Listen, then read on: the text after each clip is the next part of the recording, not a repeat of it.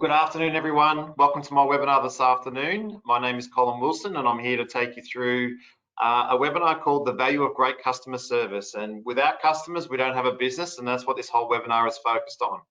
I just want to wish everyone all the best with this current lockdown, because it's very difficult at the moment to be in business and do the best you can when we're all, stuck working in a bit of a, what can I say, an environment that's a lot more challenging than normal. But this webinar today has been recorded. It's a great webinar, and we've got over 60 people that's registered for this webinar. So I really hope that I can entertain you and give you some tips and tricks on how to generate great customer service. Okay, so today's session will be covering 5 key topics. Number 1, setting expectations around customer service. Number 2, understand the value of your customer. Number 3, understand the power of great teamwork, how to deal with angry customers, and then how to create a raving fan in providing that excellent customer service where your customers are out there that are recommending you, giving lots of referrals. Now, today's webinar is very, very special because we're going to give a couple of giveaways in this webinar. I've got all of our attendees on our webinar, and I'm going to draw this at the end of the webinar. So for those who are on the webinar, stay tuned, because we're going to give away $300 worth of values at the end of this webinar, which will be split between two people. Okay, as I said before, my name is Colin Wilson. I'm the Managing Director of a company called Key Business Advisors. We've been in operation for over 13 years. And we're all about, in our business, we're all about taking business from good to great, which is our mission. And our purpose is to take our customers on a journey through all aspects of employee engagement, right through to performance. So the webinar, as I mentioned before, today is being recorded. For those of you who can't make the webinar, they'll get a copy of the recording. Also have a look at our website, because the copy of the webinar will put up on our website 24 hours after this session. Everyone is on mute, but feel free to ask any questions you want throughout this webinar, and I'll also have a time at the end to take any questions people want to ask me throughout the webinar. Okay, as I said before, our mission is about taking business good to great, and there's our purpose: taking our customers on a journey to help them improve their business through all aspects of employee engagement and performance. Absolutely love what I do, and you should hear that in this webinar. We're all about making sure that we can get our customers to the next level. There are 4 key parts to our business strategy and growth. Help lots of customers put in great strategies, a bit of planning on how to grow their business. People and culture, because without staff, we don't really have a business. So it's all about making sure we've got the right team. HR advice and support. We have a team of HR professionals in this business. KBA is a team of 11 people, and we do a lot of sales training, customer service training. So, okay, get ready for the ride, because here we go. So my first topic, as I said before, is setting expectations around customer service. Now, this can be challenging for a lot of companies, because we have different personalities, we have different opinions on what customer service is, but it is all about getting everyone on the same page. So the first thing I want to talk about is, what is your internal procedures within your company? So I think this is something that lots of companies, some companies are really good at it, and other companies, there's some room for improvement. But what is if a customer calls with an issue, what is the process? So, depending on the issue, is it an immediate response? Is it, to respond within an hour, 2 hours? Is it a same-day turnaround, or is it a 24-hour turnaround? That needs to be, and I think this is all linked back to your mission, vision, and values. That needs to be part of your business. With us, we'd like to respond within a couple of hours of our customers. If we've got an issue, if an issue is extreme, then obviously we'll get onto it immediately. But this also might be different for people who walk into a retail environment. Now, at the moment, there's not many retail environments open, but they're looking for immediate response. But if I've got an issue that's got to go to a third party, and typically that's what happens if someone rings into this business, it might need to go to one of our HR advisors or consultants to answer that question. What is the expectation on getting that response? And I think it's got to be very clear that, in your company, what is it that you want to respond to? Also understanding that escalation process. So I think, if a customer has a complex issue, now there's lots of people on this webinar, and it's a variety of different companies and industries, but customer service, a lot of ICT companies that are on there. But if something's got to be escalated, so what is the process? So obviously you want to report the issue to a specialist, or it could be a team leader or a manager, depending on how serious it is. Or you may need to go back to the salesperson who actually sold the product or service to resolve in the first place, especially if they've overpromised. And I think that's something that again, in companies, we've got to make sure that we don't overpromise. And in our company, we have this thing called the KBA way. This is the way that we do business. This is the way that we recommend our products and services. This is the way that we also service our customers. And in some cases, it might be assigned to a case manager. And a great example of that, there are a lot of people that are registered for this webinar that are in the telco industry that might be dealing with, say, Telstra. So therefore, it's got to go to a case manager, which is not within your organisation. It's got to go to a third party. Whatever it may be, you've got to make sure that there is a process that's put in place and everyone is on the same page on how you're going to resolve it for that customer.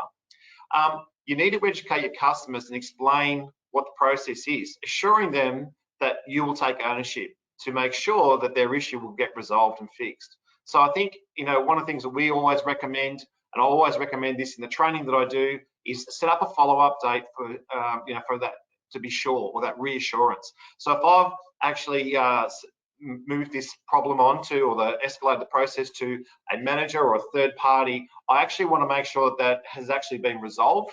Now, good communication is everything, so one would assume that if you've emailed and a manager or somebody has spoken to the customer, then they're going to come back to you and tell you what that result is. But sometimes that doesn't happen. So I think, when a customer calls, they've got an issue, something's going to get escalated, then it's up to the person who actually took that call to take some ownership, because you're the one that's promised the customer, thanks for bringing this to our attention, I'll make sure I get this resolved for you. So you want to make sure that you, I guess, in my opinion, is escalate it right through so the customer is happy. What is most important is you also need to record or document the issue of what has happened and what has been promised to this point with a deadline or a time frame. So you want to have some sort of time frame. Now, again, with customers, they want an immediate response. Sometimes we need to be honest with them, and as consumers, all we want is we want somebody to say to us, yes, this is the issue, this is what I can do to actually resolve that issue. So, all conversations, correspondence need to be recorded in some form of CRM system or a service system that, depending on your business, so it's been recorded, and it needs to be information that's put in. There's no point having a team in a company that one doesn't put in and everyone else does. It's got to be all in, and that should be part of the culture and part of your customer service process. Having that customer-centric business. I think it's also about how you educate your customers about your customer service process. So to me, when we onboard a customer, has this been explained to your customer thoroughly during the sales process?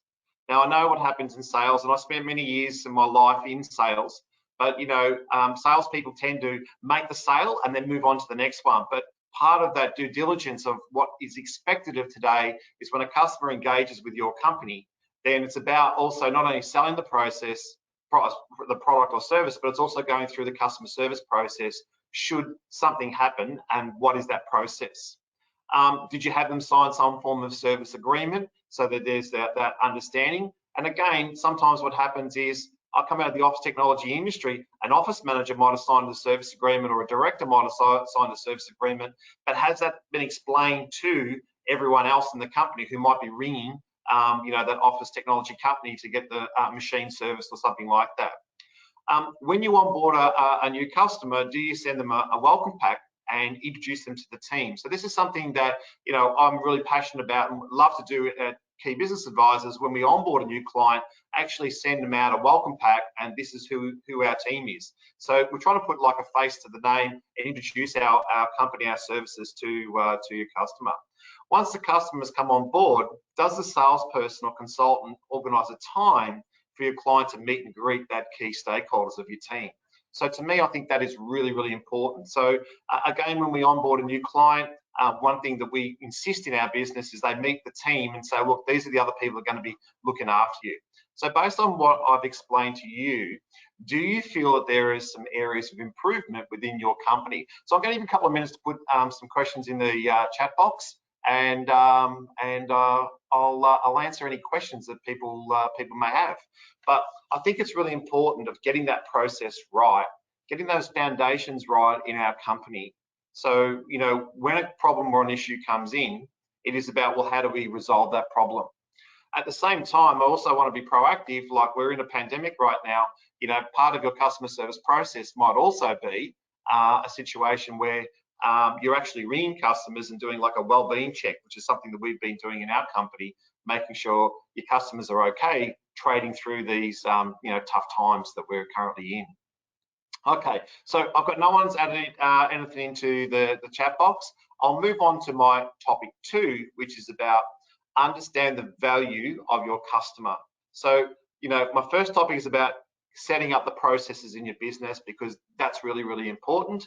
And now it's actually understanding the value of your customer. And I always say, can anyone tell me of a customer or a company that can survive without a customer? All right, and it just doesn't exist. You know, so so in today's world, we all have customers. Even our politicians right now in the pandemic, we are, us voters, we are their customer. So you know, we need them to hurry up and help us get out of this situation that we're currently in. Okay, so to me, no customer, no business. So without customers, as I said, we have no business. The goal for every company that I do work with in strategic planning, in their business planning, it is around, you know, the goal is to keep and grow your existing customers whilst onboarding new customers to your business. That is a successful business, because there's no point onboarding new customers, then you've got poor customer service and you're losing the customers as fast as you, at the back end, as fast as you're bringing them on the front end, right? It's not how it works. You know, I'll also, you know, acknowledge that there are times where customers may be very challenging or unreasonable. However, this is where you refer back to your processes and your procedures and escalate with a follow through. Now, I'll tell you, we've dealt in our company with some customers that are unrealistic, and unfortunately they have really high expectations, which you know, again, that's what needs to be worked through. And you know, we always want to do the right thing by our customers, but some of them can be very challenging and unrealistic as well. I want to acknowledge that. But the benefits of having great customer service is customers drive good revenue to your company, and it's work for you. So I think it's really, really, really important we understand that. It is very easy when you've got great customer service to cross-sell and upsell other products or services you offer, because of the value and the trust that's there.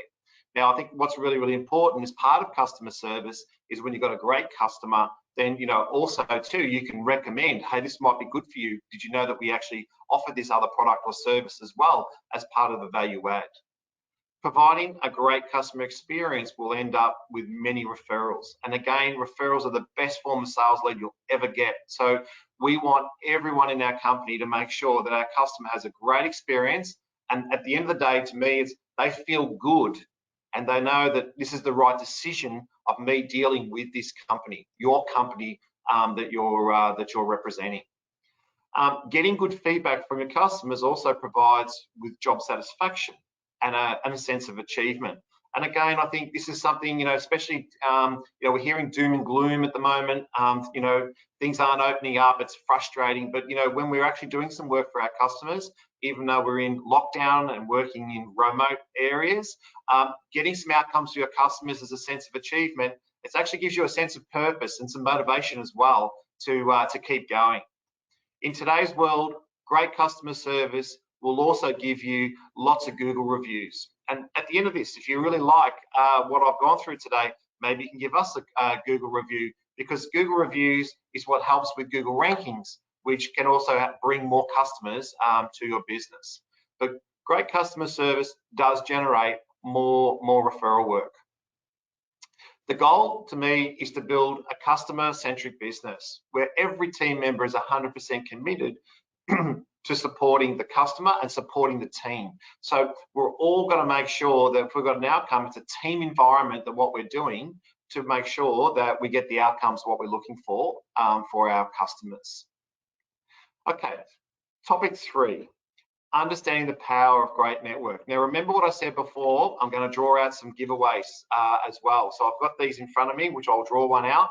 And I have another workshop about how to build a sales engine, which is an online training program workshop.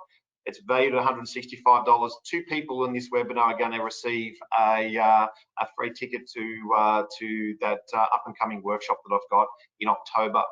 So topic 3, understanding the power of great teamwork. Righto, so the power of teamwork. To me, in a business, it's about culture. It builds culture in every business. If we've got great teamwork, it creates a sense of achievement. People want to come and work and be part of a winning team. So if we're actually looking after our customers, it is going to create that environment that, you know, we're part of a winning team and we're growing. People like to do what I call meaningful work. So meaningful work, so I actually do something that's very meaningful. So if I'm in the business of, I'm going to say IT, and I am helping somebody who's got an issue with their computer or whatever it may be, and I fix it, to me, it's meaningful work. I think I've got a few people on this webinar from Rolex. So again, like Rolex watches, who would love to work with a company like that, absolutely fantastic. But again, when I'm looking after a customer or getting a watch fixed or looking after or serving a customer, it's meaningful work because you're going to create an experience for them, definitely when they wear that watch all the time.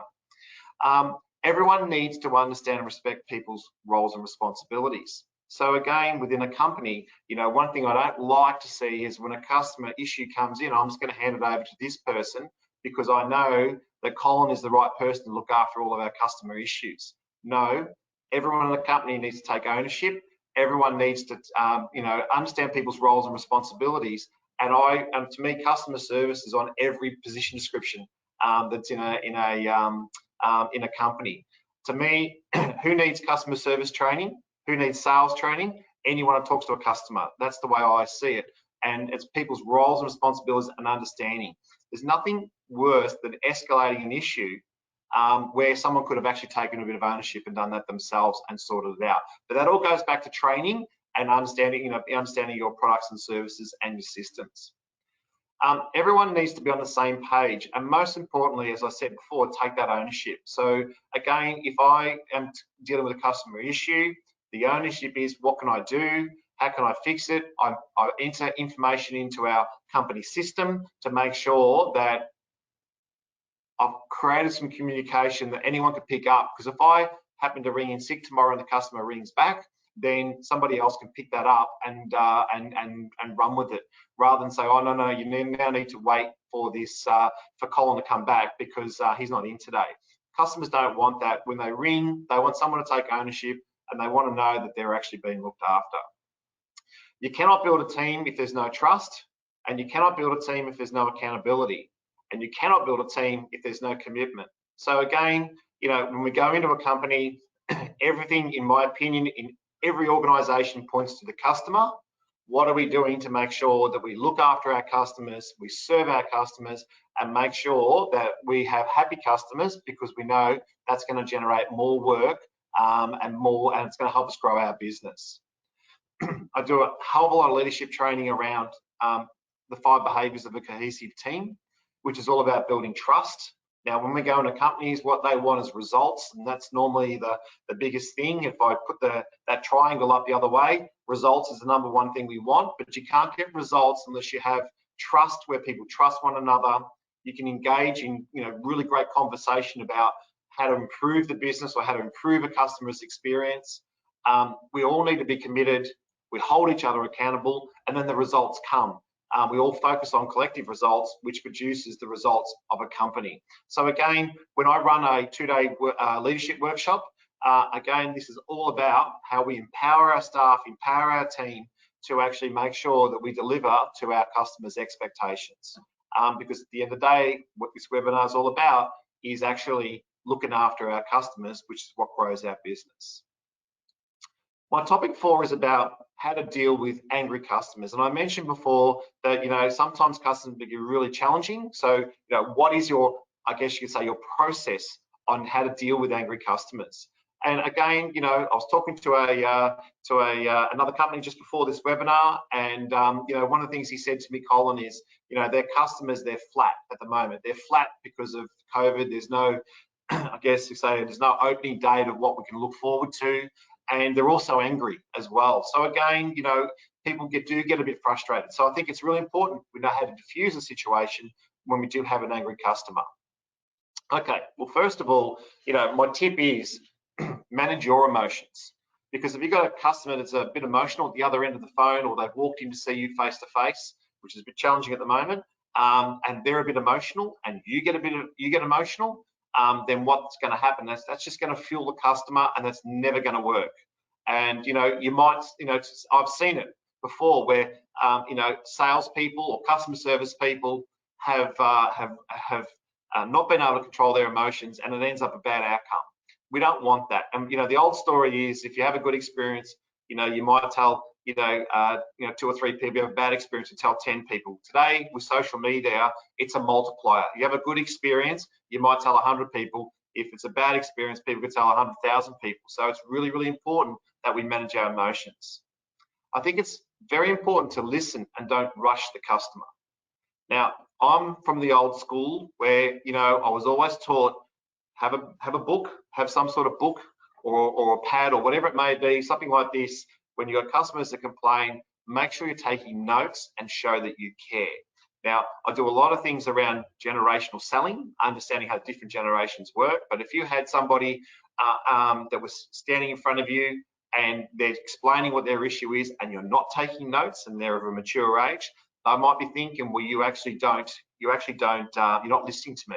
And you might have that story told to you of what their issue is 2 or 3 times. So I think, for time management, taking some notes is good, and it's best practice. And remember, you can put those notes straight into your company system, or you can do it right then and there. So you're going to take some notes from your customer and put it straight into your system.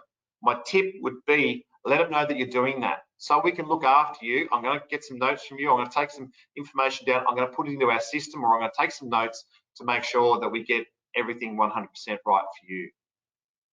I think speak slowly and clearly, and just repeat what the customer said, and get that confirmation from them that you understand their issue. So just so I've got this right, this is what's happened. And you almost give a summary back of what their complaint is all about. And again, you're going to acknowledge and sympathize with them and make them feel important. Now remember, think about this, for the people who are on this webinar who serve customers, think about it when you have your hard-earned cash that you work hard for, and then when something doesn't go right for you, and then you're going to try and get a result or resolution from for yourself, then you want some attention. You want someone to take ownership and take attention, and make sure you feel important, that you're going to get looked after. Never ever blame your company, another staff member, or one of your suppliers, because to me, that is just going to fuel the customer even more so. And again, I've seen this where somebody has sold a solution to a customer, and then the customers come in, they're not really happy, and I've seen a sales staff member say, well, I would never have sold you that, right? Or a technician, I would never have recommended that. And all that does is that will inflame the customer and get them even more angrier. So we never ever want you to do that. I think what is really, really important, you never blame staff members. So just take those notes down and make sure that the customer can see that you are taking control of what their issue is. Whoops.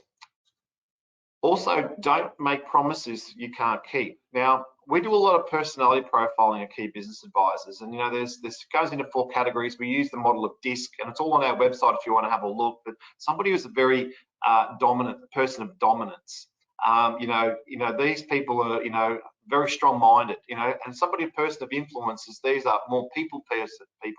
Somebody who is of steadiness, they're more steady, easygoing, and someone who's conscientious, they're more, if I can say it, they want to know the facts. So if you, for an example, had a scenario where you said, look, I'll get back to you tomorrow at 2 o'clock. There are some personalities out there that might go, okay, no problems at all. If I don't hear from you at 2 o'clock, and you ring them back at 4 o'clock, they'll be okay with that. There are other scenarios where you might based on the person's personality, the customer's personality, where you say, I'll ring you at 2 o'clock, and they're waiting looking at their clock at 2 o'clock, and you don't get back to them, then they're going to be back on the phone again, being even more irate because somebody hasn't got back to them. So I always say, don't make promises you can't keep. You're better off, under promising and over delivering, because what that's going to do is it's going to sound greater for the customer. In simple terms, explain in simple terms what you can do for the customer, and create like a step-by-step process. So step 1 is I've taken your complaint. Step 2, this is how it's going to be escalated. Step 3, someone's going to take control of it. Step 4, someone's going to come back to you. Step 5 is I'm going to make sure everything's being looked after, because I'll manage it from end to end. Again, customers want to hear that. Explain that the range of options to get the problems fixed. Explain the process, which is what I just talked about, and again, overestimate the time it will take to resolve the issue, so you can exceed the customer's expectations. Now, to me, what are some of the things that really fuels a customer is that lack of communication. So when I say that I'm going to do something, and then I'll get back to you within 3 days, and 3 days doesn't happen, and it's 5 days, the customer gets really upset, and they start to question, what have I done? Why have I purchased from this particular customer? So again, always offer the customer with some follow-up again, and thank the customer for contacting you. I just want to say also, we live in a digital world of today, and in a digital world, we all say, oh, you'll get a text message. I'll send you an email. Now, again, I think that's okay for some things, but for others, I think, that good old-fashioned getting on the phone, making a call, making sure the customer feels good, making sure the problems are diffused and the customer is happy, you will actually end up keeping a customer for life if you get some more personalized commitment from your team. And again, we have another company called Kiva Careers, where we teach a lot of young people just the value of communication and that customer service. And I think it's really, really important that, that they understand that, sending an email or a text message or something like to a customer is, it might work for some, but it doesn't work for all. And again, I think we live in a world of today where customers have high expectations and want to be looked after. I say at the end of the day, customers just want to be heard, where someone will listen and take some ownership.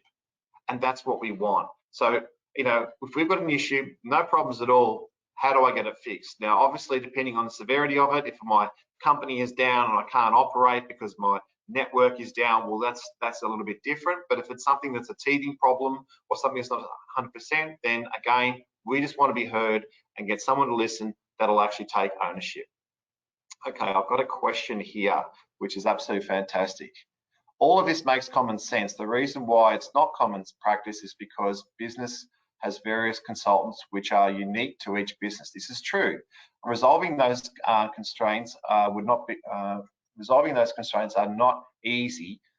It has been the business would have to resolve them. For example, resolving the consultant may mean it conflicts with the values and priorities of the business. So Edward sent me this. Edward, this is why it's so important, and thank you so much for this question, is why it's so important that in today's world, one of the things that I work on with a lot of companies is what is our strategy, what's our mission, what's our vision, what's our values, what is our purpose of why we're in business. This is the way that we do things. This is the KBA way. And again, if you've got consultants that are not on board with that, well, then that becomes I guess, a conversation, might also be a performance management issue within a company, because, and there've been companies where I've gone in and we've dismissed some consultants because they make promises, they overpromise. If I can say, they've bent the truth a little bit with some clients, and it falls back on the service department to sort that out. That's not good for the brand. It's not good for repeat business. And I think, that's where, especially in today's world, we're all well more educated today. If we have a bad experience, the first thing we do is we go straight to Google, and we go and Google one of your competitors. So they might have been able to get away with it some time ago, but in today's world, it's a different process. It's got to be, everyone's got to be on the same page, going in the same direction and supporting one another. And thank you so much for that question. Yeah, no problems. Okay, so this is, yeah, consultants. So it comes back to, yeah, you're referring to consultants, not, okay, yep. So again, that comes back to that model that you've got to make sure that you have everyone on the same page. Okay. All right, so how to create a raving fan. So a raving fan is I guess it's about how we have our customers that feel absolutely great in dealing with a company. It's been a great experience, and they're going to tell people, they're going to refer people to your company. I think something for me, which is I'm really passionate about, and I'm really proud of. We still have our original customers when we started our business 13 years ago. And and I'm very proud of that, because to me, we've always been there to support them. We haven't overpromised and underdelivered. We've always looked after them, and they become a great raving fan. And in many ways, they're a sales force for our business because they refer others to us.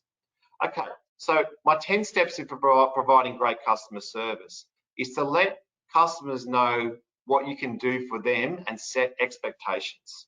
So this is about that process of this is what we can do for you. Here is the expectations on how we can look after you.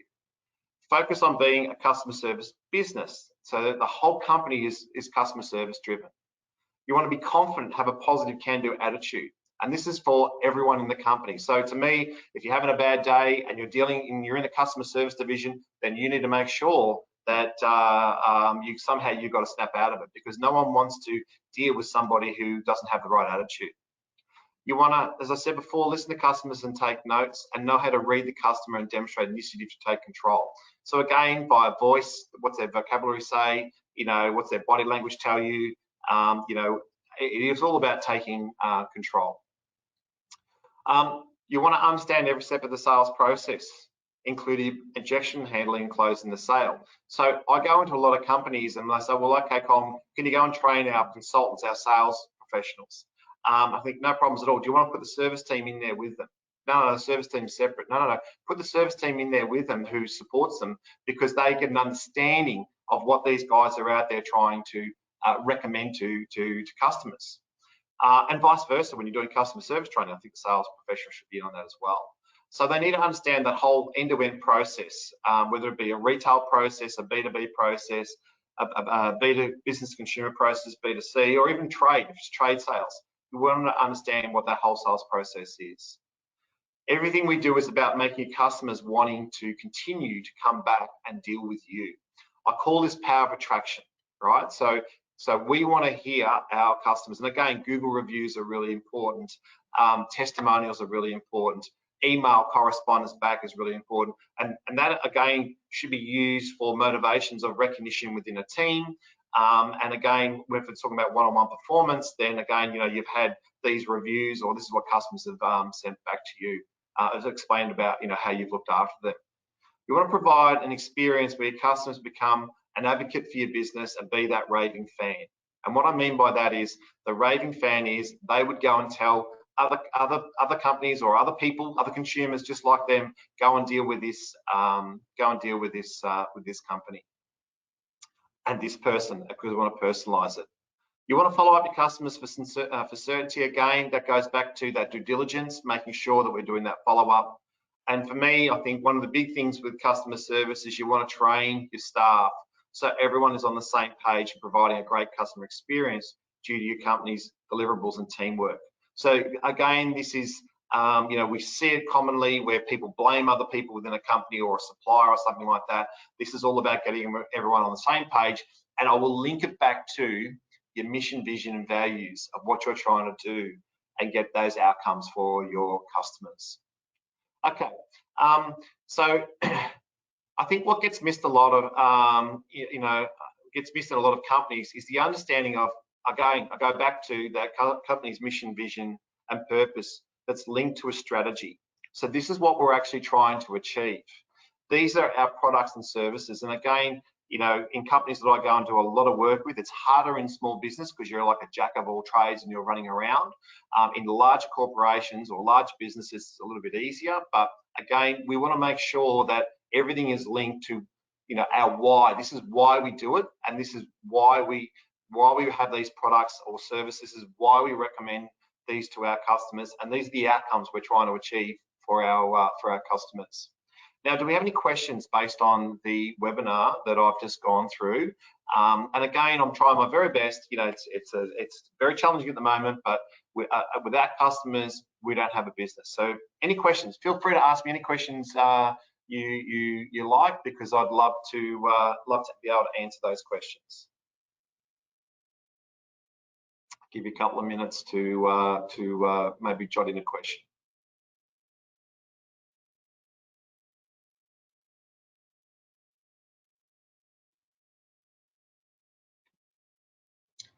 I think one thing that that a lot of people do today is, you know, we're all trained now. If we're going to go and stay in accommodation or go to a restaurant, we're all trained to go and look up that company and have a look at the reviews, especially with accommodations. We're all trained to do that.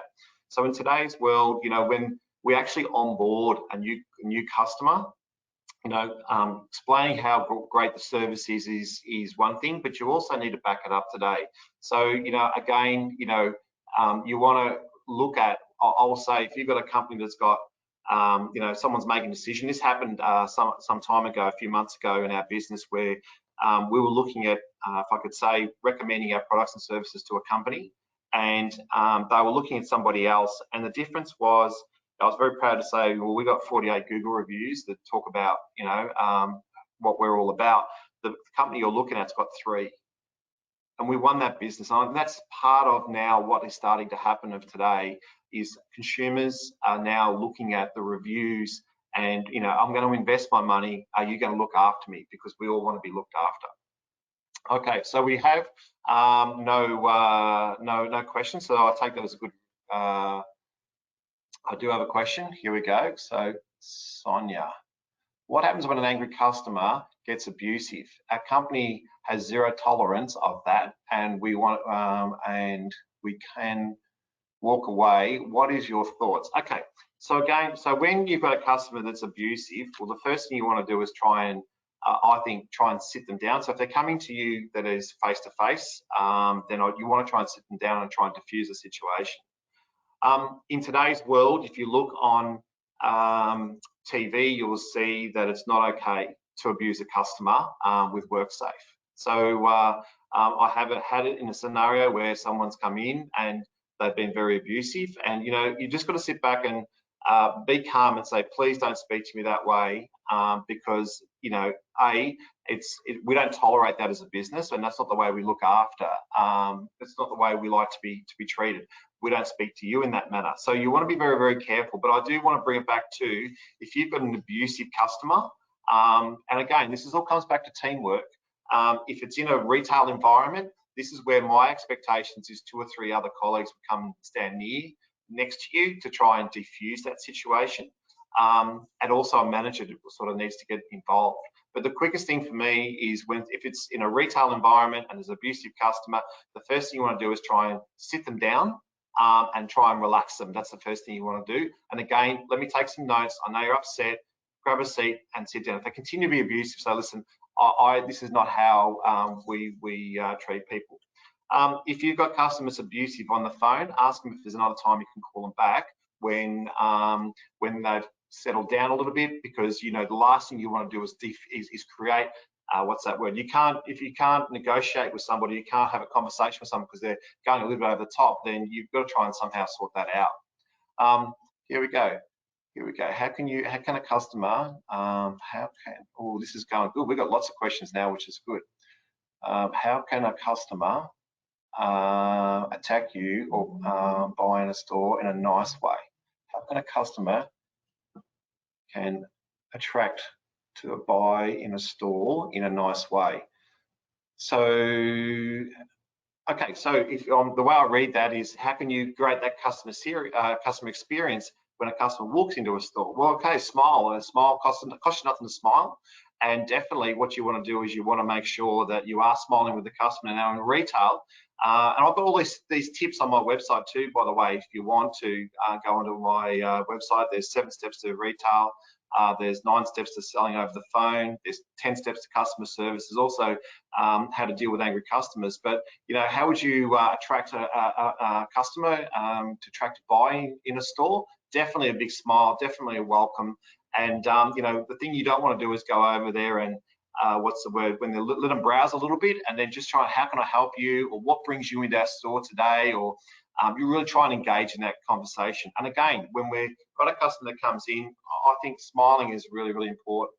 So my next question is, what would suggest to tell a customer that we do our best to give them a realistic time frame to work complex, but COVID, this is a really good question. So I knew a question like this would come.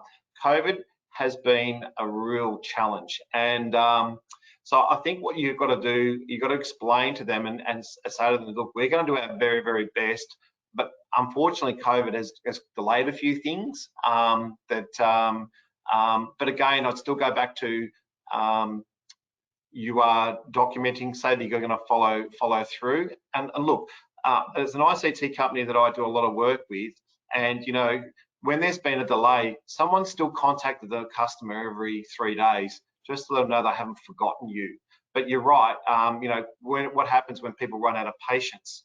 Yep, I totally agree with that. But again, is it within your company's control, or is it that third party? Now, we don't want to blame the third party, but again, this is where I would say that a manager or a director of a company needs to get in contact with that third party and have that conversation to say, listen, you're letting us down, you're letting our brand down, you're letting your brand down. We need to be on the same page on how to sort that customer out. But without doubt, COVID has made things a lot more challenging. We had a client who was promised that he's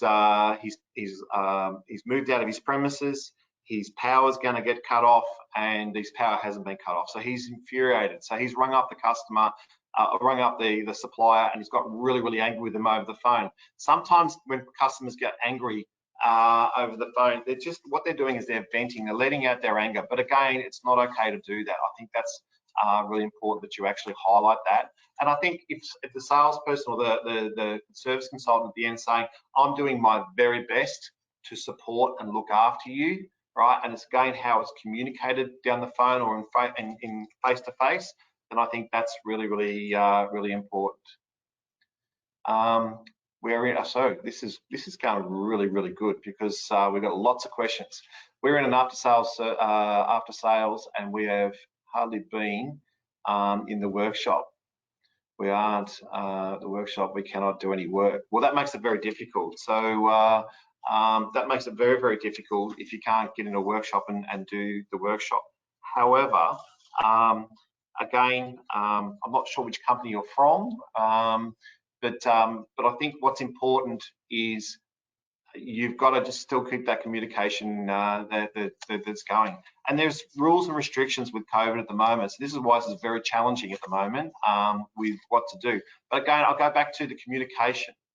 It's really important that you communicate to your customer and make sure that you keep things, keep time frame keeps moving forward. Customers got to understand it's not out of your control, and maybe that's the conversation. Look, this is what I can do that's in my control, but due to COVID, this is what I can't do because it's out of my control.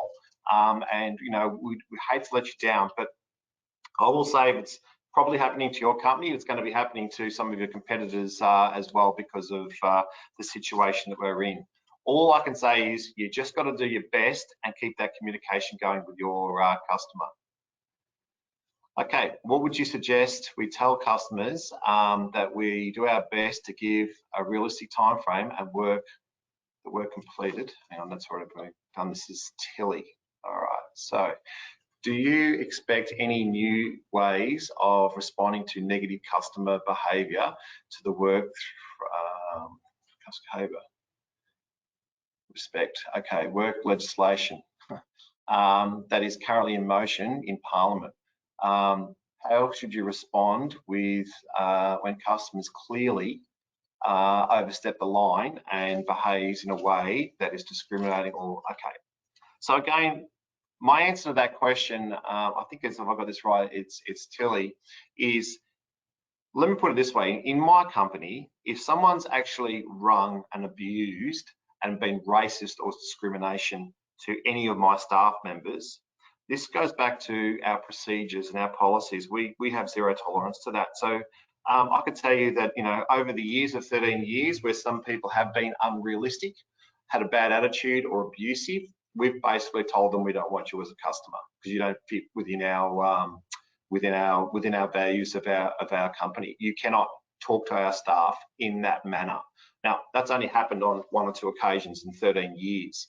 But again, depending on your industry and depending on the mood, you know, clearly, you know, you've got to make sure that you know, you support your people. So again, you know, the customer coming in, and again, you can have a policy that, you know, within your store, even online, that you have a policy that you cannot abuse our staff.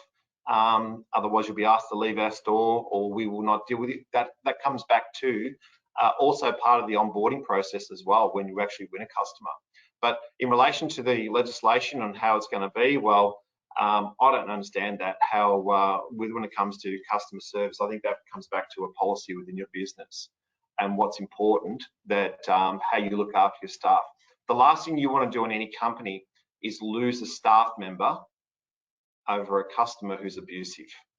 That's how I'll answer that question. So if you've got a customer that is totally out of control and abusive, and, you know, as I mentioned, we've had 1 or 2 that have that's happened in our business. I, as the director of the company, has been no problems in ringing up the customer and said, listen, this is the incident. So we treat it like an incident, and I'm really, really sorry, but that's not the way that we do business. And, you know, based on that, and, you know, I'm also a person of 3 strikes you're out too. So if I've got a customer, try and diffuse it once, that doesn't work, give them a bit of a warning, 2nd time round, 3rd time round, well, I'm sorry, but we don't want you as a customer.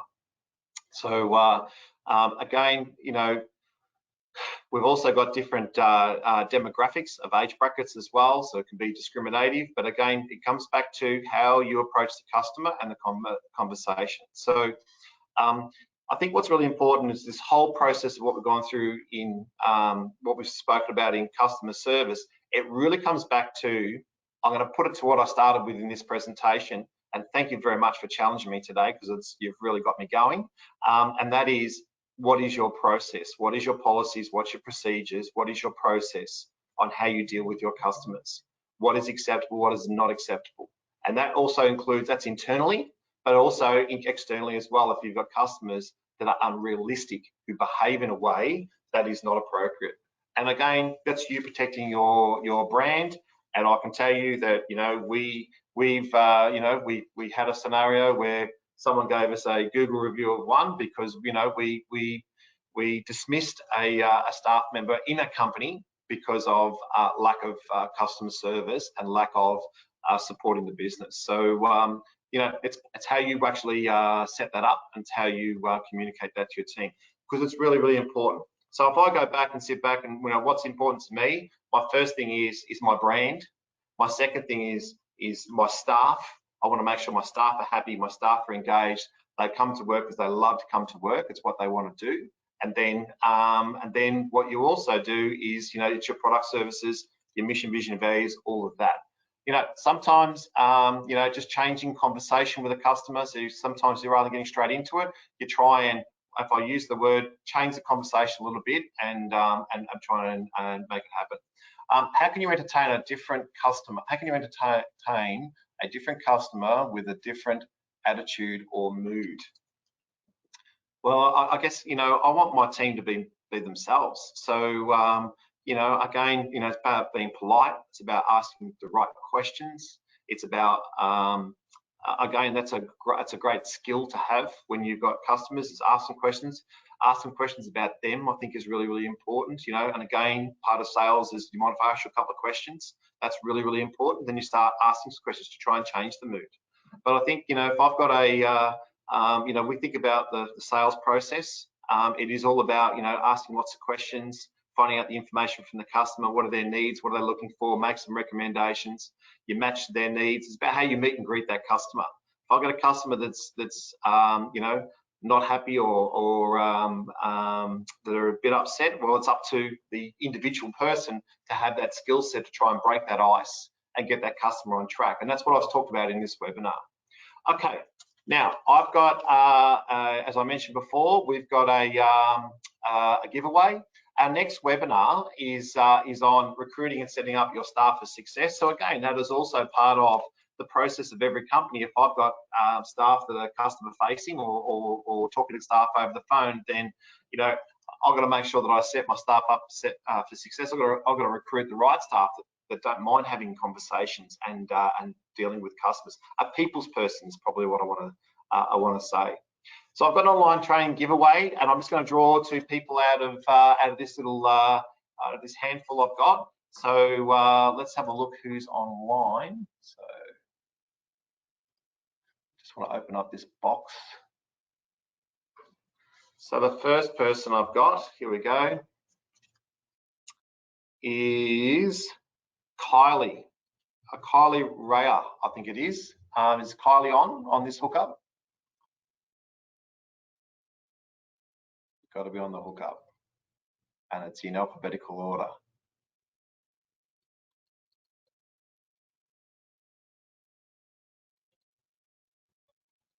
So Kylie, yes, you're on this hookup. So you've got a giveaway to this online training program that I've got. And the next person that I've got is, here we go.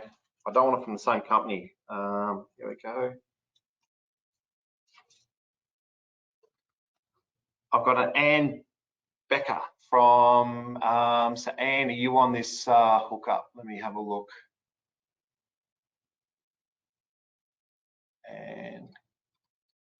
And is not. So I'm going to choose somebody else. Hang on a tick.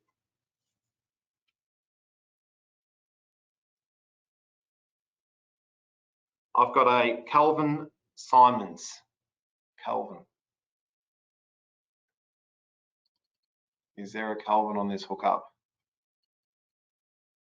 Yes, there is. So Calvin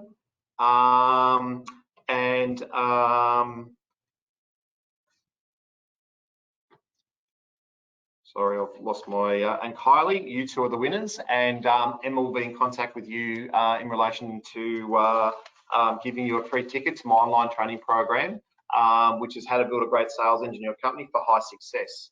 And that is on the 5th of October is when it is. So thank you very, very much for a very interactive webinar. If any of you got some questions you want to ask me, again, feel free to give us a call or go through, there's a chat box and not a chat box, so you can book a 15-minute free consultation with me. I'm more than happy to have a conversation if people who want to discuss anything that I've discussed today even further.